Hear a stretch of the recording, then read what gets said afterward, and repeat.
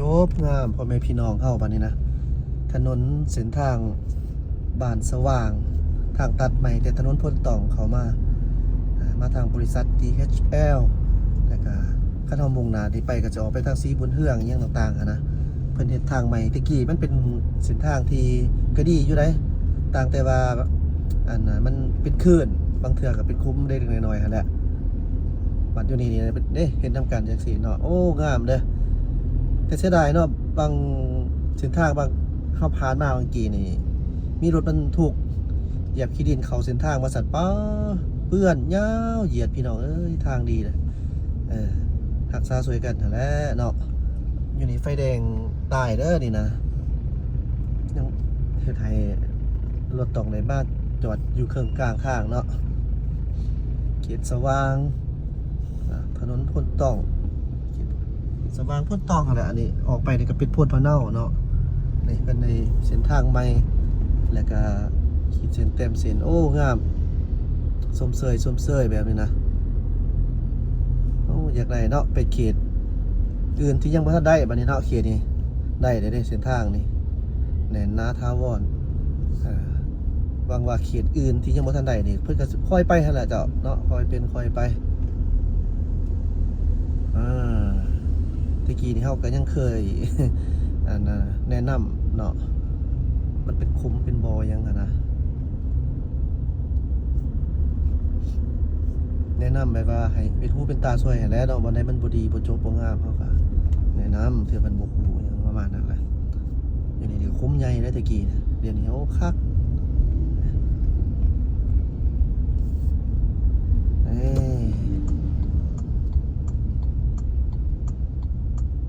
โอ้งามเลยเด้อส้มเสยหลายๆพักบาดนี้เขาก็สิไปอัปเดตเบิ่งเส้นทางที่จะออกไปทุ่งตูมเนาะเขาเจ้าก็มันก็เฮ็ดชั่วโมงกันเขาเวียกเขางานแน่ก็เลยแบบรถก็ค่อนข้างหลายเนาะผ่านมาเนี่ยก็ติดยาวเนาะไปซื้อเป็นซีบนเฮืองเลยพี่น้องเป็นซีบนเฮืองเราไปซื้อมันเส้นทางอยู่นครวิงจันทร์เฮามันเป็นเส้นทางที่มีหลายสายนะแต่ก็จะไปบรรจบครบจอดกันหลายจุดหลายบอนคันสิเว้าแล้วสิไปใช้กับเกี่ยวไปก็อันนั้นนะครบกันหมดนั่นแหละต่างแต่ว่าสิใช้เวลาโดนนานแน่นะเดี๋ยวบ่ได้นี่นะเนาะ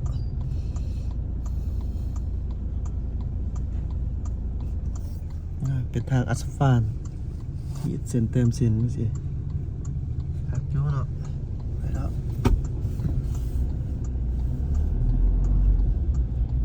จะประมาณนี้อัปเดตให้เบิ่งแล้วจากท่านผู้ชมดีกว่ารถติดแล้วเฮานั่งอยู่ซื่อจะรับเส้นมาเด้อมีหัวเด็กหน่อยนี่นะจะประมาณนี้เส้นนี้เพิ่นเฮ็ดแล้วเลยนะรถเติมแล้วเนาะ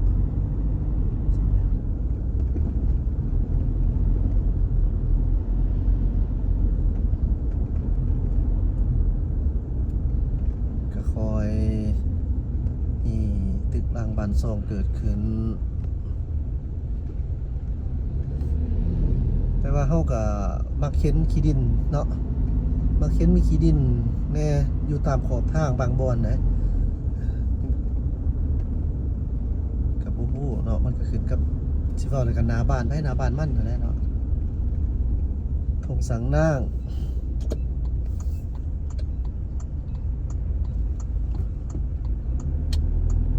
ดีเบิดแล้วเส้นทางนี่ตรงสังนางก็คือเฮ็ดน้ำกันนี่แหละจบงามแล้ว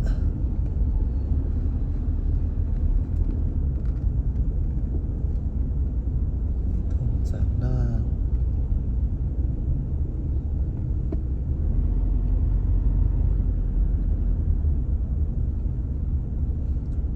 วันนี้อากาศ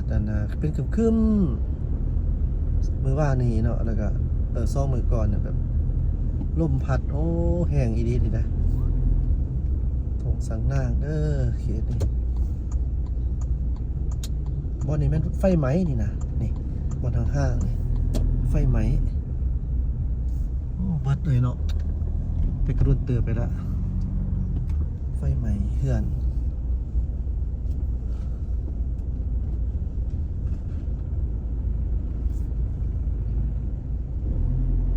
คันมีรถมาจอดนั่นนะ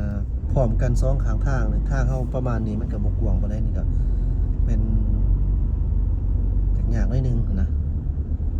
มา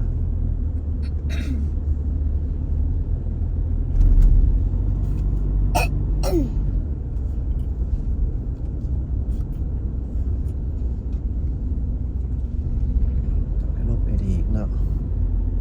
เส้นทาง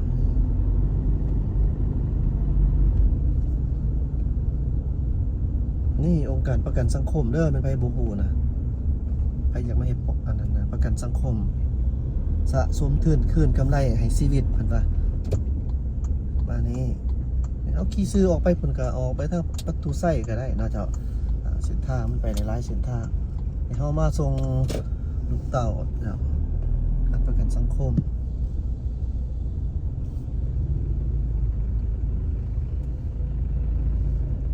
คือว่าเป็นคุ้มแล้วนี่เส้นนี้เป็นคุ้มไว้แท้รถนักเหยียบหลายนี่อยากเปรตไปได้นี่เบื้องนั้นเด้อเบื้องซ้ายมือนะเจ้าเพื่อเป็นบ่ทันฮู้นี่อ๋อ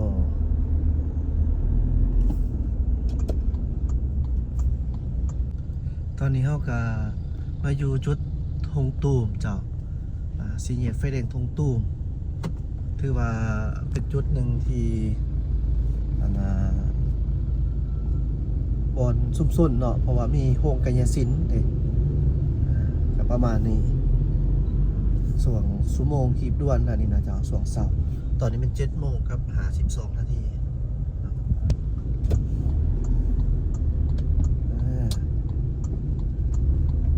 จะประมาณนี้โดยรวมนะถนนในเส้นในตัวเมืองนี่นะเจ้าเป็นดีเบิดเลยแหละเจ้ามีแต่ว่าบางอย่างซื่อๆดอกเนาะที่ว่าเฮ็ดให้มีการสัญจรจากซ่าท่านผู้ชมก็เบิ่งเอาเนาะในการมันเป็นย้อนสาเหตุอีหยังนะเจ้า จักสิว่าแต่โดยรวมเลยก็ค่อนข้างดีเบิดแล้วถนนหนทางกันเนาะเป็นไปได้นี่ก็โอ้คันว่าเฮาเว้าได้เนาะแล้วไผมีหน้าบ้านหน้าเฮือน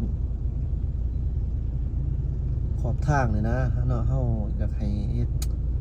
งามๆใส่หน้าบ้านตัวเองนะประมาณนั้นแต่ว่าอยู่เขตนี่สะอาดที่ไหนเขตนี่จบงามเป็นบ่ได้บ่มีแบบนี้เนาะหาดก็หาเฮาเองกวาดออกงามก็งามหาดเฮาเองไม่เป็นใบหน้าใบตาอีกซั่นน่ะเด้อบ่ในที่มันเป็นทางใหญ่บอกไปซะแล้วเนาะก็แล้วแต่ถ้าอันนั้นเพิ่นเองบอกไปได้เพิ่นก็สิว่าเฮาไปขยับขยื่นค่อยๆสิล่ะเจ้าท่านผู้ชมยามเช้าเฮาก็ว่ากันไปเขตนี้ก็เขาพูดอยู่แล้วเป็นเขตชุมชนที่เขาบอกผ่านมาไปนี่ก็มัน3 แยกอีกเฮามีไฟแดงหลายได้เวียงจันทน์นี่โอ้ไฟแดงหลายจุดของเขตไฟแดงมันมีแยกหลายเด้หลายยอมรับว่าหลายดีนี่นะมันแยกหลายทางบ้านเฮามันก็บ่ค่อยกว้างปานใดตะกี้นี่สิอาจพอดีได้เจ้าท่านผู้ชม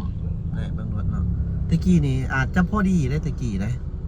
สำหรับเส้นทางเพราะว่าพื้นเมืองบ่ทันหลายรถก็ยังบ่ทันหลายเนาะแต่เดี๋ยวนี้นี่หลายคนก็ถือว่ามีรถใหญ่เป็นของตัวเองเนาะมีรถใหญ่แล้วบ่แล้วเพื่อนนึงนี่2 คัน3 คันก็มี4 5ก็มีผู้หังผู้มีผู้เพิ่นรวยก็บ่ว่าหรอกเนาะอันนั้นผู้ที่พอมีพอกินแน่ก็มีแล้วนี่ขี่ได้รถใหญ่คันนึงรถจักรนี่อีกนี่นะต้องเว้าเรื่องสมาชิกภายในครอบครัวอีกเนาะหมายความว่ามันแบบมันมีเกือบทุกเคลื่อนนะเนาะในนครหลวงวิจันทร์ก็บ่ถึงขนาดว่าทุกเคลื่อนเกือบว่านะประมาณนี้ล่ะเจ้าก็สิประมาณนี้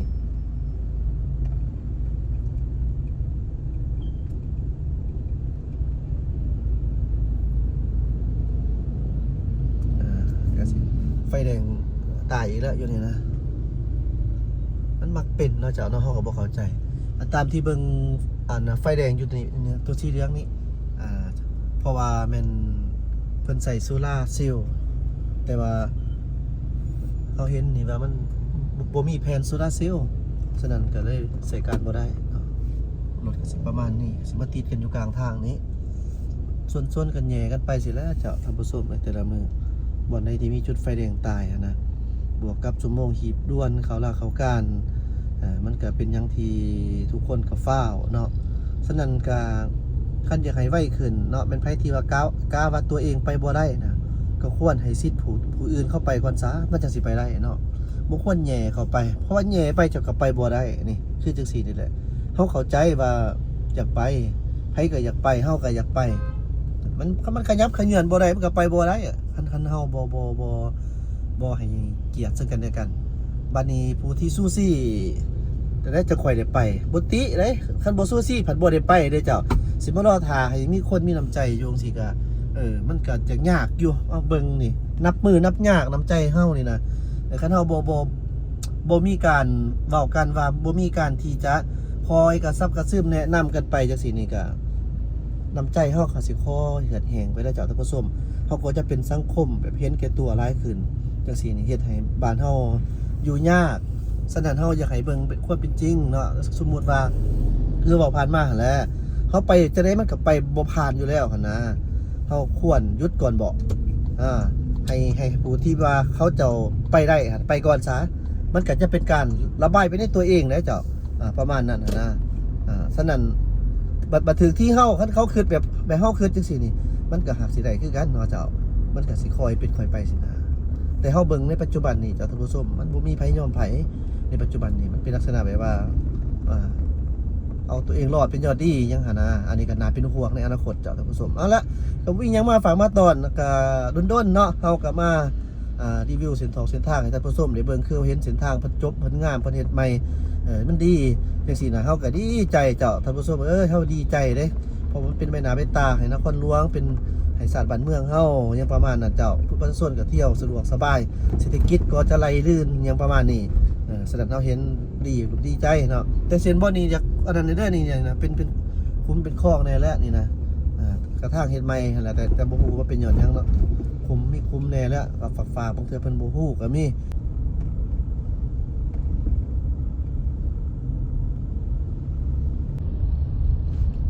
จบงามถนนเส้นนี้แถว DHL งามหลายเด้อบาดนี้นะเอาสะดวกสบายแล้วบาดนี้นี่บริษัท DHL ใครที่อยากฝากเครื่องฝากของไปต่างประเทศว่องไวปลอดภัยเซฟตี้ด้วยมืออาชีพระดับโลกมีชิปมีย่นทุกอย่างเป็นของตัวเองสนับทุกคนส่งน้ำเพิ่นได้โอ้โหเพิ่นบริจาคโฆษณาแต่ว่าการสะดวกปลอดภัยดีเนาะอ้าว